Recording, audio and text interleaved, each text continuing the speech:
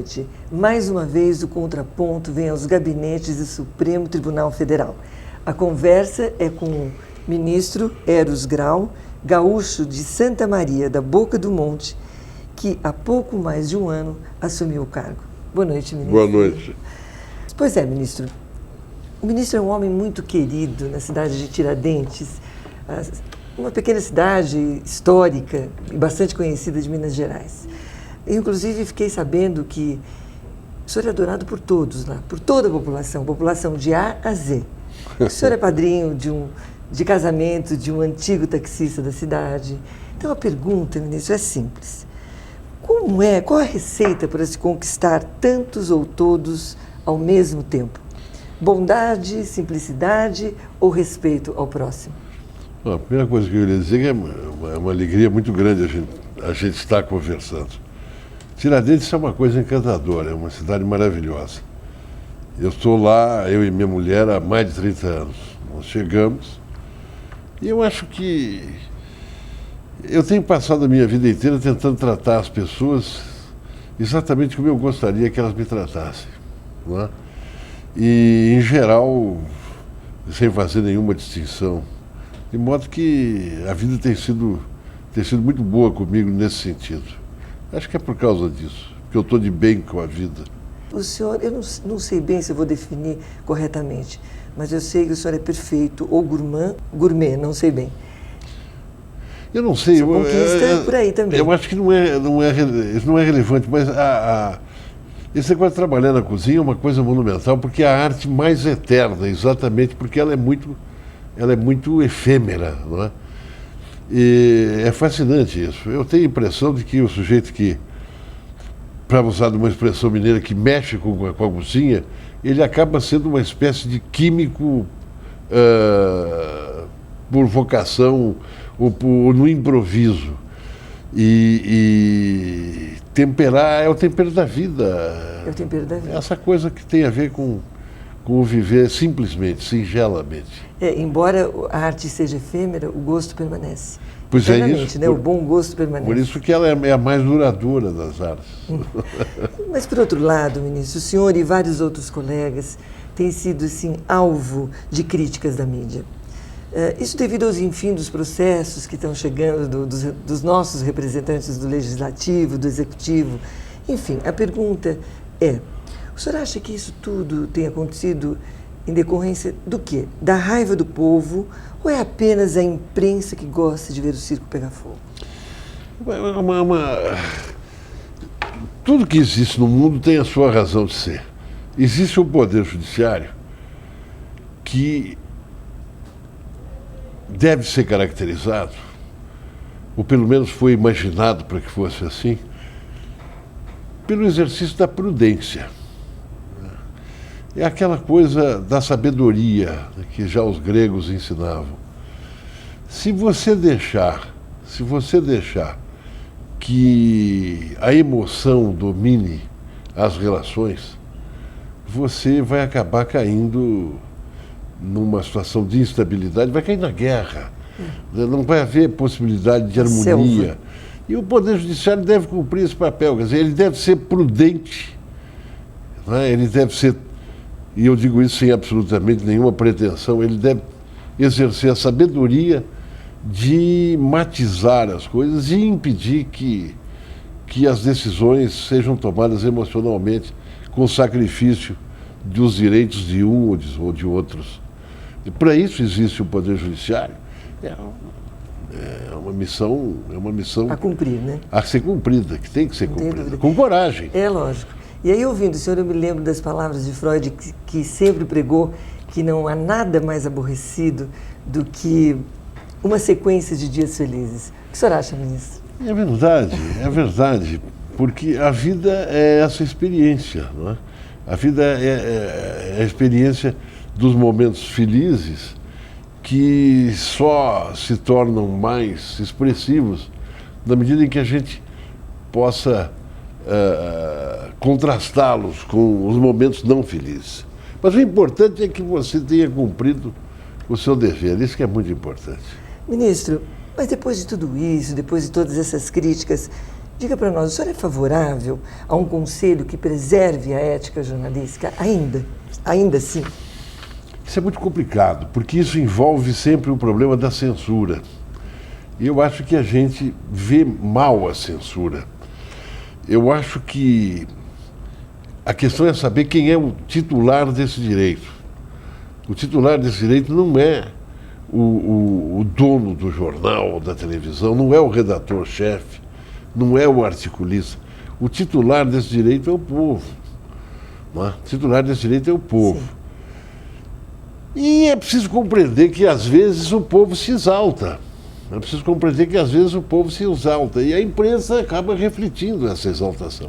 Então isso é uma coisa muito complicada. Eu acho que é um risco não existir plenamente a liberdade de imprensa, sobretudo quando se considere que essa liberdade é em benefício do povo, ainda que seja doído às vezes.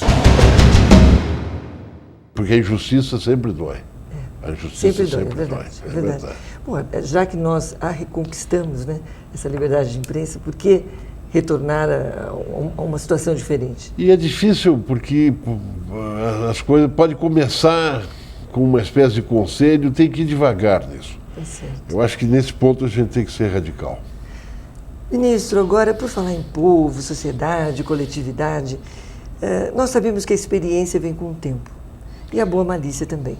O senhor, considerando sua experiência no STF, o senhor percebe que há duas modalidades de consciência. Consciência individual, que é aquilo que o senhor espera de si mesmo, e a consciência coletiva, aquilo que os outros esperam do senhor. Quer dizer, essa consciência que entra nos julgamentos, vamos dizer assim. Então, eu gostaria que o senhor nos dissesse se o senhor concorda que existem essas duas modalidades de consciência, como o senhor lida com elas e qual delas o senhor entende mais importante para a paz social?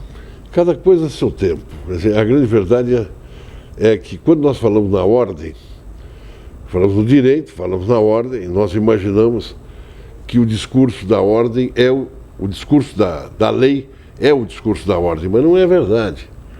Nós só conseguimos manter uma certa ordem, como harmonia social, como coesão social, na medida em que se conjugam dois discursos. Sim. O discurso da lei e o discurso do imaginário social. Sim. Então, esse imaginário social, isso é muito importante. É importante também considerar que o imaginário é conformado, é plasmado pela imprensa. Isso é muito complicado. Então, é preciso que a gente seja capaz de, primeiro, não ser dominado pela própria singularidade. Isso é uma coisa horrorosa. O sujeito que toma a sua própria singularidade como motivo determinante de toda a sua ação, sim, é sobretudo um chato. Não, e eu acho que é cego um pouco. E é cego. Ele acaba sendo incapaz de tecer essa harmonia. É muito importante, a minha experiência me diz que eu tenho que ter muita coragem para ser o que eu estou convencido. E eu tento me convencer não a partir da minha singularidade, mas a partir da universalidade. Isso é uma coisa muito difícil. Eu acho que quando há consciência de que o senhor julga da melhor maneira para o povo, eu acho que não há como o conflito. Aí vem uma certa tranquilidade. Vem uma certa tranquilidade. É bom que a gente sempre seja inquieto, mas é uma inquietude no seio da tranquilidade, digamos assim. Ministro, o senhor é a favor da permanência dos crucifixos nos tribunais? Olha, por que não? Isso é uma coisa que faz bem, não faz mal nenhum hoje. Eu estou mais ou menos convencido de que nós devemos admitir tudo quanto seja bom. Só as coisas que fazem mal que devem ser proibidas. É que devem ser proibidas. Não pode incomodar uma pessoa tranquila a presença de um crucifixo, ainda que ele não seja crente. Mas não faz absolutamente mal nenhum. E ninguém precisa se afirmar. Essa maneira estúpida do sujeito querer se afirmar tirando um crucifixo. poderia dedicar essa sua força a tirar uma série de coisas ruins que existem por aí. E que querem permanecer. Tirar a tristeza das crianças, por exemplo. Professor, então nesse sentido das proibições, o senhor acha que proibir esmolas, o senhor pensa que seria como tutelar a consciência do cidadão, como prega o padre Júlio Lancelotti? Eu acho muito complicado isso de proibir esmola. Eu sei perfeitamente que dar uma esmola, isso não resolve o problema social. O problema social tem a ver com uma coisa mais larga, que é o próprio modo de produção social. Nós vivemos um modo de produção social injusto. Agora, na verdade, eu não me tolho. Às vezes, um pequeno gesto, às vezes a esmola pode não significar coisa nenhuma materialmente, mas o gesto de dar a mão, eu acho que isso é de uma importância, é muito importante. Para quem vê a mão sendo dada e para quem sente que é capaz de dar a mão para um outro ser humano. Isso é maravilhoso. Isso é importante. Isso é maravilhoso. O senhor entende isso, solidariedade? Eu entendo isso como solidariedade e como a capacidade do sujeito se desensimesmar. Né? Ele compreender que ele faz parte de um todo. Isso é fundamental. No entanto, ministro, o que o senhor acha que aflige mais? O viver mal, repleto de carências, ou a falta de esperança de um futuro melhor? A falta de esperança, é isso que é mal. A falta de esperança, lógico, sem dúvida. E o senhor acha que aqui no Brasil a massa do povo crê de fato num futuro melhor? Ou seja, a esperança é crível, a esperança brasileira é crível? Nós já tivemos momentos de grande esperança, tivemos momentos de desesperança. O problema é que as coisas não são simples. Elas são simples, mas elas se realizam sempre num clima de extrema complexidade. Eu acho que é perfeitamente possível construir continuamente, reconstruir, tecer e retecer a esperança. Hoje, as condições de vida do homem são extremamente melhores do que eram há 50, 100 anos atrás. Nós vamos conseguir muito mais do que isso. O ser humano vai se redimir a si próprio. O senhor é professor, nós estamos vendo aqui que o senhor tem essa aura mesmo de pregar, de ensinar. Tem uma frase que eu me recordo, e é uma frase que ficou comigo durante um certo tempo, que foi aquela frase que Sócrates disse em sua defesa no tribunal, lá de Atenas: maldito aquele que ensina aos homens mais depressa do que eles podem aprender. O que o senhor comenta um pouquinho para nós? Eu acho que isso tem um pouco do sentido histórico, do senso histórico. Quando eu era jovem, eu imaginava que fosse possível fazer as coisas muito depressa, não é? Até a Revolução, não é? E depois a gente vai aprendendo o que você me perguntou antes, né? Do tempo e da experiência. Então a gente começa a compreender que as coisas têm que ser feitas a seu devido tempo. É, de certa forma, uma coisa que pode parecer paradoxal, mas tem um sentido histórico, do materialismo histórico, e ao mesmo tempo compreender, biblicamente, que há um tempo para semear e há um tempo para colher. Então é esta coisa que pode parecer paradoxal, mas que o tempo ensina a gente. E tem que ter paciência. Lógico. Não adianta. Mas tem que acreditar. Agora, ministro, eu quero mesmo saber agora o que é que o senhor vai nos ensinar dentro de pouco tempo, que eu sei que o senhor está lançando um livro, uma obra. Eu queria que o senhor falasse um pouquinho sobre essa obra. Aliás, o que ela tem de mais picante, de mais... Pode dizer que nós gostaríamos de saber, assim, o que envolve essa obra do ministro. Qual dos zeros produziu essa obra? Pois é, essa é uma bela questão. Qual deles? Porque, na verdade, nós somos muitas pessoas ao mesmo tempo. E esse livro que eu passei a vida inteira, desde jovem eu queria escrever esse livro, já tinha o esquema do livro. Mais de 30. Eu estou casado com a minha mulher há 34 anos e ela se lembra de que eu a namorava contando a história do livro que eu ia escrever. É a história da sua vida, ministro? Não. Tudo que a gente escreve é autobiográfico. Tudo que a gente escreve é autobiográfico, sempre. Até no voto. É mesmo? Isso é lógico. Toda a minha história está em cada voto que eu dei aqui no tribunal. Ainda que seja história imaginária, né, ministro? Sim, agora a história do livro é mais ou menos a história da minha geração. O que poderia um sujeito da minha geração, vivendo inúmeras contradições, do que poderia dar. Então eu, na verdade, conto 3 histórias e o livro tem um título sugestivo, é Triângulo no Ponto, é um romance, é pura ficção. E eu consegui finalmente escrever.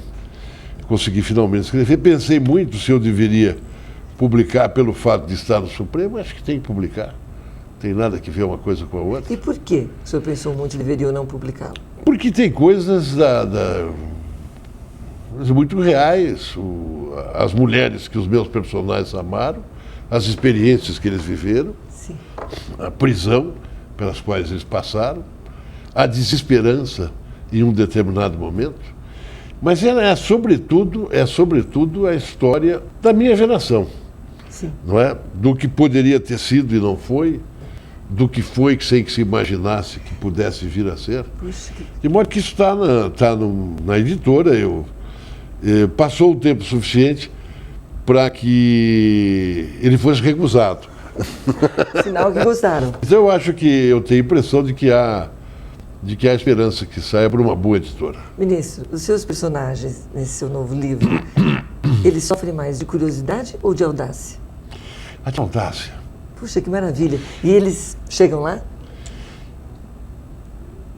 A gente nunca chega a um ponto determinado. A gente chega sempre a lugares diferentes, mas podemos manter a direção. Os meus personagens, eles de certa forma, eles se frustram. Porque eles acabam percebendo que o tempo passou e que as coisas não eram como eles imaginavam. Mas eles não deixam de se realizar. Eu acho que é muito importante esse sentimento. Você pode se frustrar, mas ao mesmo tempo você está se realizando como ser humano. Isso é notável. Agora, ministro, para encerrar esse nosso primeiro bloco, eu fico assim muito curiosa com esse seu livro. Eu vou arriscar mais uma pergunta. Como é que ficou o Eros Grau ao terminar um livro que ele vinha produzindo há 30 anos? Quer dizer, é uma vida dele esse livro. É a sua vida. É uma coisa muito curiosa, porque é como se o livro não tivesse terminado ainda. Como ele está na editora, eu ainda tenho chance de rever aqui ou ali. Eu não tenho muito tempo. A minha vida hoje, como juiz do Supremo, é uma vida em que não me sobra muito tempo. Mas, curiosamente, o paradoxo sempre aparecendo por aí, me sobra tempo. Porque eu não tenho outras coisas que eu tinha antes. Quando eu era professor e advogado. Então eu tenho tido tempo para burilar, para trabalhar. Escrever um texto literário é extremamente mais difícil do que escrever um texto jurídico, porque você burila aquilo. As palavras são como argila, elas têm que ser moldadas, retrabalhadas. Sim. E as palavras são danadas, elas são levam a vários desafiadoras. Caminhos. Então é um exercício maravilhoso. Ministro, e o que o senhor quer passar para o leitor desse seu livro? Daqui a pouco eu quero saber a história toda do livro. Hein? Não, contar como é que foram as coisas. Mas na essência, o que o senhor quer que quando o leitor terminar de ler, o que o senhor espera ter fixado na alma desses leitores? Experiência humana. Experiência humana. É isso. A vida tem que ser vivida, tem que ser experimentada. É preciso ousar. Eu digo sempre uma frase que é uma lástima que seja minha, porque se ela não fosse minha, ela seria uma frase até repetida. Mas a frase é minha. Eu digo, não merece o privilégio de viver o seu tempo quem não é capaz de ousar. A prudência não é uma pausa. A prudência aristotélica é a sabedoria no sentido de buscar a vivacidade, não é? Viver a experiência. Ousar nesse sentido. Conhecer a vida. Exatamente. E eu acho que o livro ajuda precisamente a colocar vamos dizer assim, os horizontes, os contornos da minha geração. Da minha geração, numa situação privilegiada, de classe média, tudo mais. Eu não estou pensando aí a minha geração, o que foi a minha geração para um sujeito que tivesse que suar para ganhar a vida. Os meus personagens não vêm da classe operária, embora a classe operária de vez em quando se manifeste no meu texto. Maravilha. Nós vamos parar um pouquinho, um pequeno intervalo e já nós voltamos. Até já.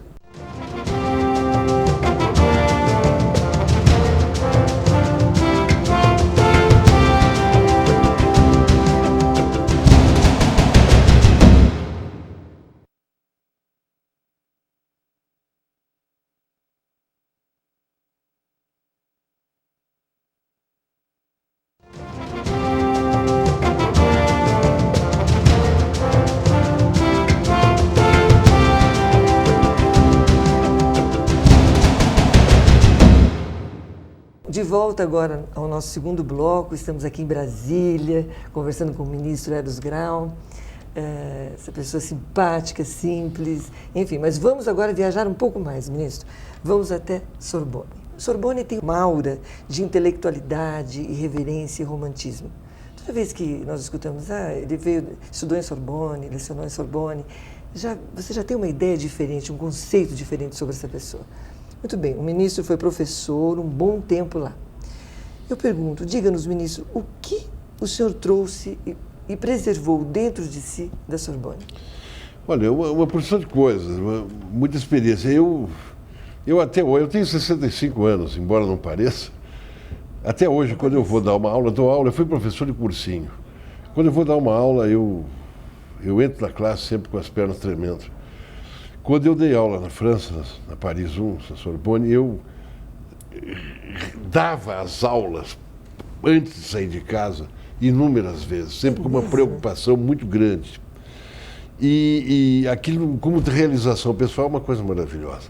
Talvez um dos momentos mais agradáveis da minha vida, uma coisa extremamente simples, mas que foi extremamente agradável. Foi um dia, quando eu cheguei, eu fui a um café atrás da faculdade e para tomar um café, e eu ia lá sempre, às vezes ia lá com estudantes, e nesse dia determinado eu cheguei e a senhora do café olhou para mim e falou: "Bom dia, professor." Aquilo para mim foi uma alegria assim, monumental, porque era uma coisa que eu talvez sempre quisesse, até que houve um convite. Eu fui professor visitante, e isso foi maravilhoso. Sobretudo porque eu estudei muito para poder dar as aulas. O senhor é um professor de alma. Sim, eu gosto desse negócio. De alma. Eu gosto disso. E o senhor está há um pouco mais de um ano, né, no STF. Falando sinceramente, o ministro não sente falta da advocacia? O STF o satisfaz plenamente? Satisfaz. O que acontece é que, antigamente, eu não tinha que prestar contas a ninguém. E hoje eu tenho que prestar contas não a muita gente, mas a muito. É, de certa forma, aquela coisa do singular e do universal. Eu, quando era advogado, eu realizava... Individual ou coletivo? A minha individualidade, com o sentido de não me comprometer defendendo questões com as quais eu tivesse incompatibilizado eticamente. Mas aqui não. Cada ato, cada momento, cada atuar, cada agir tem a ver com o universal, com o social. Quer dizer, de certa forma, há um pouco mais de pressão, né? Entendo. Uma pressão muito grande, uma responsabilidade muito grande. Talvez uma pressão que eu mesmo ponha sobre mim mesmo. Sim. Não é? Pelo sentido de... Exatamente. Como o senhor se entrega à causa, né? Exato. Eu tenho que ser justo, eu tenho que acertar, e é muito difícil isso. E até falando sobre isso, nós já até comentamos um pouquinho, o ministro tem apanhado bastante, né, da imprensa. Eu não vou perguntar sobre o caso concreto, não vem ao caso.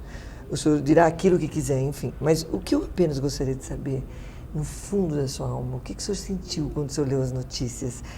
Mágoa, raiva, decepção? Não, raiva eu não senti. Eu senti mágoa, porque eu tenho certeza de que... Primeiro, eu sei que isso vai acontecer mais vezes. Não é? Eu vou tomar algumas decisões e serei herói, como já fui antes em algumas decisões, depois tomarei outras. Mas o que importa, lógico, eu me sinto magoado, a minha individualidade, eu sou um ser humano, felizmente, graças a Deus eu sou. Eu tenho epiderme. Agora, o importante é ter a convicção e a certeza de que eu estou cumprindo o meu dever. Que eu estou fazendo aquilo em relação... Está com a consciência tranquila, Estou com a consciência tranquila.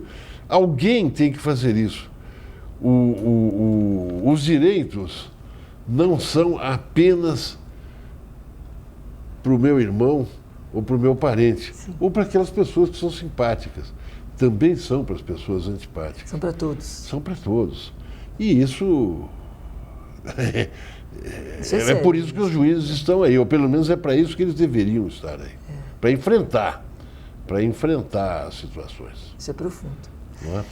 Bom, falemos agora de coisas engraçadas, ministro. O ministro não leva de maneira alguma jeito para o quê? Acho que para ser arrogante, já que nós falamos em arrogante. Não, mas isso eu já demonstrou aqui. Não Eu vale. detesto, eu não tenho.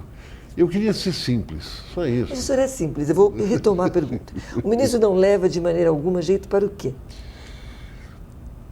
Olha, isso é uma coisa difícil de responder, porque eu não sei. Tá bom. Um livro que o senhor odiou. Lolita, por exemplo, tem uns livros que eu não terminei de ler, eu não consigo. Não conseguiu. Todos os meus amigos, todas as pessoas, um outro, aquele do Boris Pasternak, que dá uma legenda, Dr. Zhivago. Eu não consegui Nossa, terminar, não. não consegui terminar de ler Dr. Zhivago. Ministro, vamos fazer um ping-pong agora? Vamos. Vamos lá. Uma fraqueza. Comida. Eu adoro Opa. comida. Bom, é a sua e a nossa, porque quando o senhor resolve entrar ali, né, ninguém resiste. Uma pedra no sapato. Um sujeito inconveniente, quando o sujeito começa a dizer besteira, eu sinto um comichão nas pernas, como se eu estivesse dizendo as besteiras. É uma coisa horrível isso. Enjoo. Um sujeito pretencioso, que pensa que é alguma Potente. coisa, que é diferente dos outros. Um pecado permitido.